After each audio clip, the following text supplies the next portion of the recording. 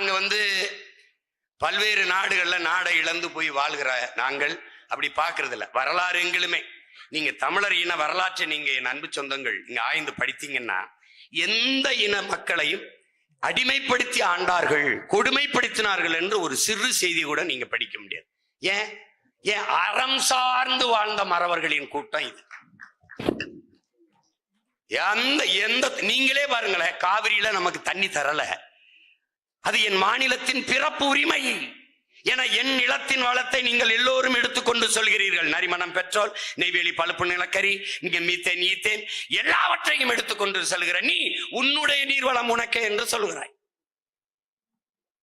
அப்ப காவிரி நதிநீர் உரிமை உனக்கே, முல்லை பெரியாற்று உரிமை கேரளாவுக்கே என்றால் என்னுடைய பழுப்பு நிலக்கரி என் நிலத்தின் வளம் எனக்கே என்ற முடிவை நம்ம எடுக்கல. நீங்க நல்லா கவனிச்சுக்கணும். தமிழ்நாட்டில் இருக்கிறதெல்லாம் பொதுமையாக இருக்கும், அவன் நிலத்தில் இருக்கிற வளம் அவனுக்கு மட்டுமே இருக்கும். இங்க இருக்கிறது சிக்கலை பார்க்கணும். அப்ப நம்ம கேட்கும் போதெல்லாம் அடித்து விரட்ட